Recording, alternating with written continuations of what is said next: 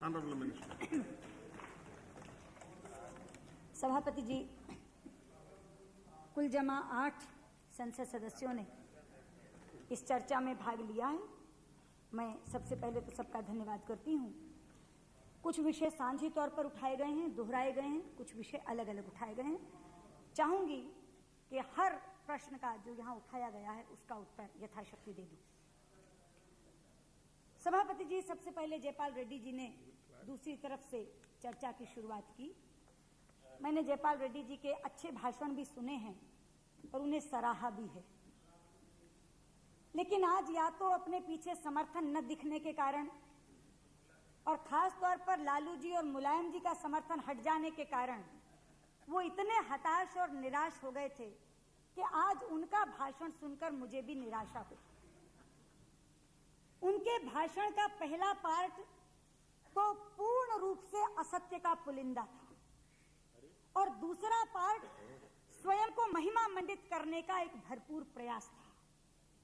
उन्होंने खड़े होते ही पहले मुझसे एक आश्वासन चाहा कि मैं पार्लियामेंट्री प्रोसीजर को स्कटल नहीं करूंगी और ये बिल राज्यसभा में लेकर जाऊंगी।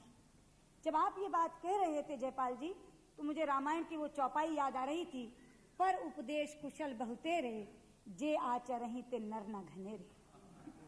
आप तो ना लोकसभा में ले गए ना राज्यसभा में। पार्लियामेंट सम्मन हुई में अध्यादेश किया, केयर टेकर गवर्नमेंट में अध्यादेश किया। मुझसे आप यहां बैठ करके केयर टेकर गवर्नमेंट में, मैं तारीख बता देती हूं जब आपने ऑर्डिनेंस रीप्रोमलगेट किया, सरकार जा चुकी थी आपकी।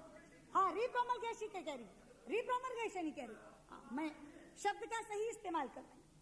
और मुझसे आप मांगते हैं ये आश्वासन कि मैं राज्यसभा में ले जाऊंगी। सभापति जी, आप सबको मालूम है मैंने तो बिल राज्यसभा में ले जाने के लिए ही 21 जुलाई को लगवाया था। 21 जुलाई के ऑर्डर पेपर में इस सदन की कार्यसूची में बिल लिस्टेड था। 22 को चर्चा कराते, 23 को चर्चा कराते, 2 हफ्ते उसके बाद राज्यसभा चली है 5 तारीख तक। निश्चित बिल राज्यसभा में जाता, लेकिन आपने झगड़ा झंझट खड़ा किया बीएससी में। आप लोगों ने कहा कि नहीं, बिल स्टैंडिंग कमेटी को जाना चाहिए। ये तो उसके बाद भी रिक्वेस्ट करके, रिफर बैक करा के मैं वापस बिल यहां लेकर आई। अब राज्यसभा की बीएससी के पास समय है तो वो तय करे। मैं यहां कैसे आश्वासन दूं आपको? 3 दिन का सेशन है। अगर राज्यसभा के चेयरमैन कहते हैं मैं तो लोकसभा से पारित करा के बिल वहां ले जाऊंगी, समय उनको तय करना। उनके पास समय होगा तो बिल आएगा, वरना नहीं आएगा। लेकिन आप मुझसे यह आश्वासन चाहते हैं कि मैं राज्यसभा में ले जाऊंगी। मेरी नीयत में अगर खोट होता तो बिल में आखिरी दिन लाती, लेकिन आपने ये भी एक असत्य बात कही कि मैंने 6 जून को बिल इंट्रोड्यूस किया और उसके बाद मैं सो गई। I slept over the bill. अच्छा हुआ आज बहुत कम लोग हैं यहाँ, लेकिन अच्छा हुआ कम से कम प्रोफेसर कुरियन बैठे हैं। प्रोफेसर कुरियन, आप साक्षी हैं इस बात के। मैंने आपसे क्या बात कही थी कि फिर 21 दिन का ब्रेक आ जाएगा, पहले खंड में ही बिल पारित करवा लेते हैं। भरपूर कोशिश की मैंने कि पिछले सत्र में बिल लगे और पारित हो, लेकिन हर तरह से स्कटल करने की कोशिश की गई। और इस बार भी ये जिद थी कि बिल स्टैंडिंग कमेटी को चला जाए, संसद में चर्चा के लिए नहीं आए। तो मैंने कहा कि स्टैंडिंग कमेटी में अगर 10, 20, 45 सांसदों के बीच में होना है, क्यों ना 540 सांसदों के बीच में हो जाए। मैं तो 540 सांसदों के बीच में चर्चा करने को तैयार थी। और आप मुझ पर आरोप लगाते हैं कि मैं पार्लियामेंट्री प्रोसीजर स्कटल करना चाहती हूँ। अगर आप 21 को लगा हुआ बिल 22-23 को पास करते, निश्चित राज्यसभा में जाता। अब मैं नहीं कह सकती राज्यसभा की बीएससी के पास इस बिल का समय है या नहीं। जैसा मैंने कहा था कि 2-3 बातें 2-3 लोगों ने कही, इसमें जयपाल रेड्डी जी का भी जवाब आ गया। हन्नान मोला जी ने भी ये बात कही थी आपकी मंशा साफ नहीं है, और बैठते बैठते कुरियन साहब ने भी ये प्रश्न उठाया। तो आप तीनों की बातों का समाधान मैं इस बात में कर रही हूं। जहां तक आपने कहा कि आपने पार्लियामेंट्री कमेटी इसलिए स्कटल कर दी क्योंकि तब स्टैंडिंग कमेटी नहीं थी और अब स्टैंडिंग कमेटी आ गई। आपका जो हाव भाव था कहने का, हमारे यहाँ बहुत ऑब्जर्व करते हैं राम नायक जी, उन्होंने उसको पकड़ लिया और बीच में ही इंटरवीन करके कहा कि आपने थोड़ा बिलिटल करने की कोशिश की पार्लियामेंट को। और ये सही है, आपके हाव भाव यही थे। आपने कहा इस पर स्टैंडिंग कमेटी बैठेगी, अब प्रसार भारती पर कंसल्टेटिव कमेटी बैठेगी, अब उसके ऊपर एक और कमेटी बैठेगी। मैं बताना चाह रही हूँ how many committee. Consultative committee का तो ये काम ही नहीं। जयपाल जी, आप बहुत पुराने पार्लियामेंटेरियन। जहां तक स्टैंडिंग कमेटी का सवाल है, आप जानते हैं स्टैंडिंग कमेटी आईएनबी और कम्युनिकेशंस की इकट्ठी स्टैंडिंग कमेटी अगर प्रसार भारती को देखने लगेगी, शायद एक वर्ष में एक दिन मिलेगा उसको प्रसार भारती देखने के लिए, वो भी 1 घंटा। क्यों? इसलिए कि INB के बहुत विंग्स हैं, कम्युनिकेशन के उससे ज्यादा विंग है, और दोनों के मिला करके एक कमेटी बनी हुई है जो बजट के दिनों में केवल बजट देखती है, डिमांड्स फॉर ग्रांट्स देखती है। उसके बाद अगर एक एक विंग को लेने लगेगी ना, तो एक बरस में एक दिन प्रसार भारती का आएगा। इसलिए ये कहना कि स्टैंडिंग कमेटी पर्याप्त होगी, ये सही नहीं है। और आपको मालूम होगा, जब पार्लियामेंट्री कमेटी का प्रोविजन आया था तो उपेंद्र ने जवाब देते हुए ये कहा था कि कोपू के घेरे में ये ना आए, अलग से इसको एक स्टेटस मिले, इसके लिए पार्लियामेंट्री कमेटी का प्रावधान किया गया। प्रस्ताव इधर से आया था, माना इधर से गया था। उस समय ये लोग उधर ही बैठे थे, लेकिन कांग्रेस का प्रस्ताव CPI, CPM और BJP ने स्वीकार किया था। तब जॉइंट पार्लियामेंट्री कमेटी आई थी, जिसको आपने स्कटल कर दिया इस नाम पर कि स्टैंडिंग कमेटी आएगी। मुझे लगता है जो प्रश्न आपने उठाए थे उनका जवाब मिल गया। एडिटोरियल्स की बहुत मुबारक आपको। इसके बाद के जो एडिटोरियल्स आएंगे वो भी मैं आपको पढ़ने के लिए दे दूंगी। सभापति जी, जहां तक चाको भाई का सवाल है, शायद मैंने आज तक इससे पहले इतनी हल्की बहस नहीं सुनी। मुझे दुख है ये बात कहते, इतने हल्के स्तर पर उतर आए वो। सबसे पहली बात उन्होंने बिल्कुल गलत शुरू करी कि रूलिंग पार्टी डिस्कशन से भाग रही थी। आप साक्षी हैं यहाँ चेयर पर बैठे हुए। मैंने बिल मूव करते हुए एक बार भी नहीं कहा कि बिल बिना चर्चा के पारित हो। प्रस्ताव उधर से आया, विपक्षी बेंचों से आया, 2 नेताओं की तरफ से आया। मैंने रिस्पॉन्ड करके कहा अगर हाउस चाहे तो ठीक है, वरना मैं चर्चा के लिए 8 घंटे भी बैठने के लिए तैयार हूं।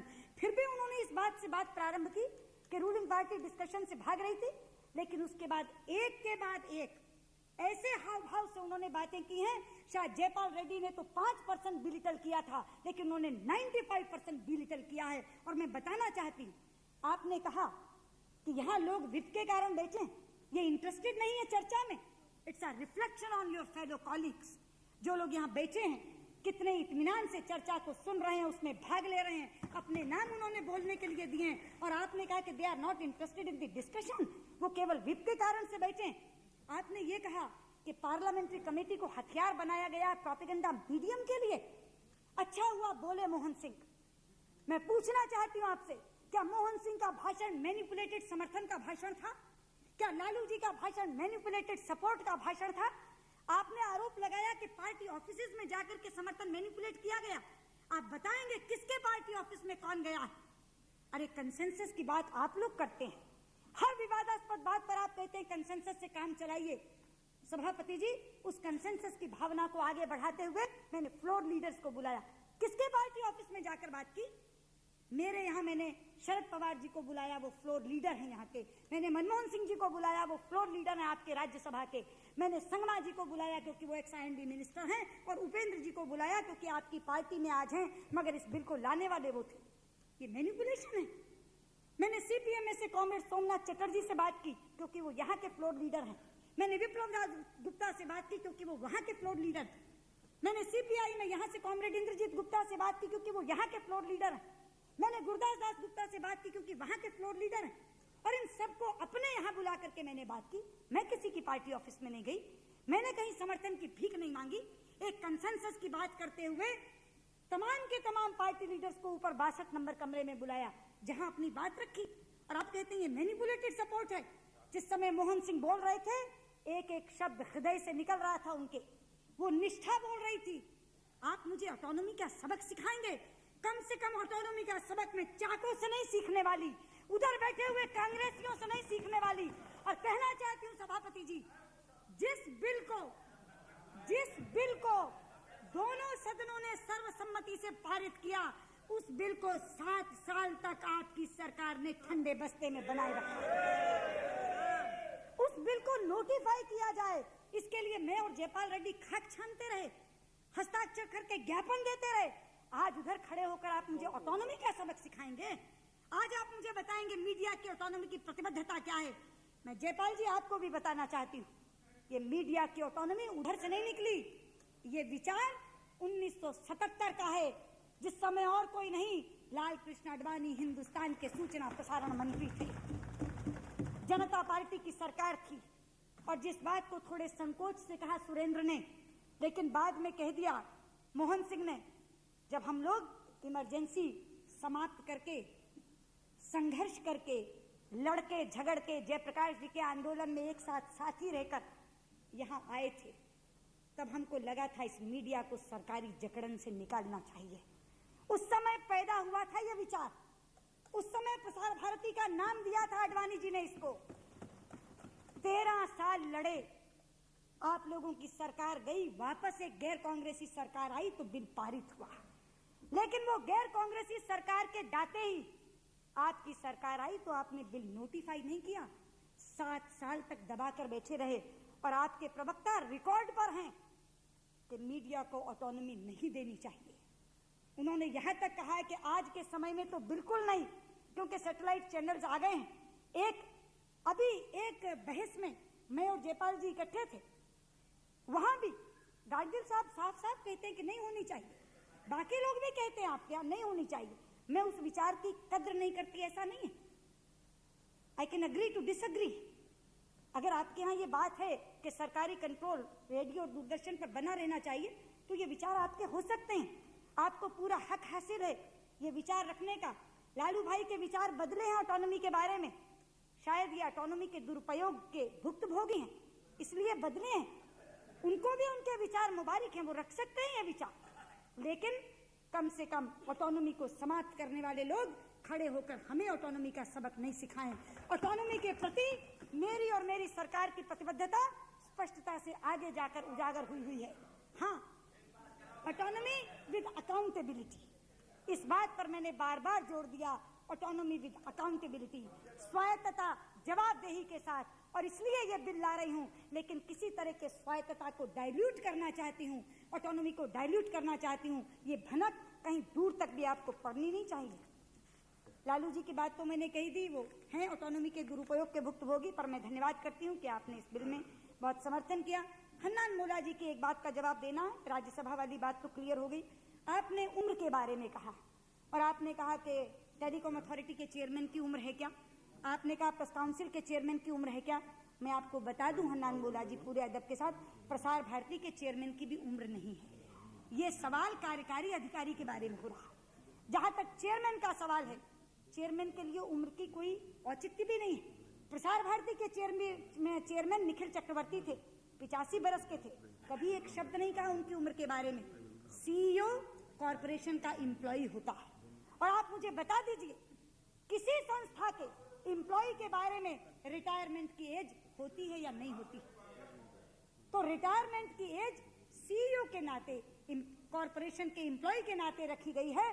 चेयरमैन यहाँ भी बिना उम्र के हैं, और इसलिए जो आपने तुलना दी, उस तुलना में ये बात बैठी नहीं। प्रसार भारती के चेयरमैन की भी कोई उम्र नहीं है। आपने कहा नीतीश सेन गुप्ता की रिपोर्ट के बारे में, बैठे हैं जयपाल रेड्डी, नीतीश सेन गुप्ता की रिपोर्ट पे तो चर्चा भी नहीं हुई। मानना ना मानना तो बहुत दूर की बात है, अगर नीतीश सेन गुप्ता की रिपोर्ट पर चर्चा हुई होती तो ऑर्डिनेंस किसी और ढंग का बनता, फिर ये ऑर्डिनेंस नहीं बनता। जो आपने बोर्ड में स्टेट्स रिप्रेजेंटेशन की बात की है, मुझे लगता है कि जो चयन समिति है निश्चित तौर पर इस बात का ख्याल रखेगी, और रखना चाहिए कि इस तरह की बॉडीज में सभी रीजनल रिप्रेजेंटेशन हो। जहां तक सुरेंद्र जी का सवाल है, मैं बहुत धन्यवाद करती हूं, उन्होंने भरपूर समर्थन इस बिल को दिया। क्या रहना चाहिए? हाँ, जो सपोर्ट किया वो रहना चाहिए।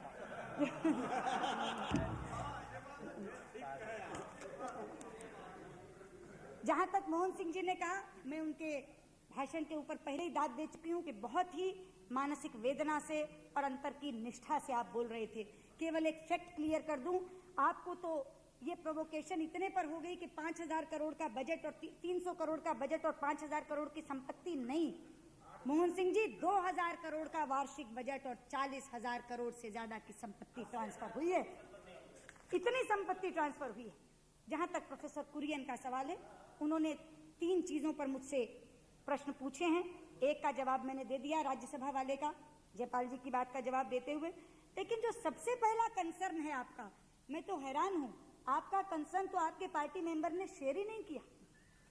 चाको ने ये नहीं कहा था कि सैटेलाइट चैनल्स का मुकाबला कैसे करोगी, उन्होंने तो ब्रॉडकास्टिंग काउंसिल की खिल्ली उड़ाते हुए कहा था कि ब्रॉडकास्टिंग काउंसिल की जरूरत क्या है, एज ऑफ इंफॉर्मेशन में तो कुछ रुक ही नहीं सकता, जो कुछ आएगा वो दिखाया जाएगा। मैं बताना चाहती हूँ चाको जी, ये सरकार असहाय नहीं है, निश्चित रुकेगा। और कैसे रुकेगा उसका प्रावधान बता देती हूँ। आपने पूछा कैसे रुकेगा। केवल दूरदर्शन नहीं, सैटेलाइट चैनल्स का सांस्कृतिक प्रदूषण भी रुकेगा। आपने कल्चरल इन्वेजन की बात की, उसी की हिंदी करके सांस्कृतिक प्रदूषण कह रही हूँ। हालांकि चाको तो समझते हैं कि कोई इन्वेजन हो ही नहीं रहा, उन्होंने मजाक में कहा। जहाँ तक मैं बता रही हूँ, आपके लिए इम्पॉसिबल होगी, इस सरकार के लिए इम्पॉसिबल नहीं है, पॉसिबल करके दिखाएं। और मैं बता, प्रोफेसर कुरियन, ब्रॉडकास्टिंग बिल हम ला रहे हैं जिसमें मैंडेटरी अपलिंकिंग का प्रावधान है। जयपाल जानते हैं उस बात। मैंडेटरी अपलिंकिंग के मतलब है कि जो भी सैटेलाइट चैनल यहाँ आएगा उसको भारतीय भूमि से अपलिंक करना होगा अपना चैनल। और जब आप भारतीय भूमि से अपलिंक करेंगे तो हमारे एडवर्टीजमेंट कोड से गवर्न होंगे, हमारे प्रोग्राम कोड से गवर्न होंगे। और जो हमारे प्रोग्राम कोड का उल्लंघन करेगा, जो हमारे एडवर्टीजमेंट कोड का उल्लंघन करेगा, उसका लाइसेंस कैंसिल करने का भी अधिकार इस सरकार को होगा। हिंदुस्तान के कोर्ट्स में ले जाकर उनको स्यू किया जा सकेगा। इसलिए आपका कंसर्न मैं आज से नहीं, पहले से शेयर करती आई हूँ। सदन के अंदर, सदन के बाहर मैंने इस चिंता को व्यक्त किया है और उसी चिंता को आपने सराहा भी। Yes, I will.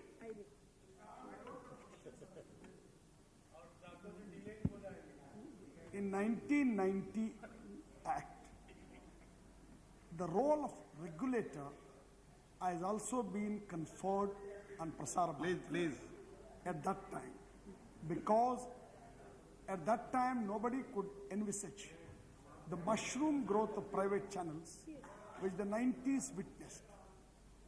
Later, we all felt the need for a broadcasting authority about which you have not taken any step whatsoever.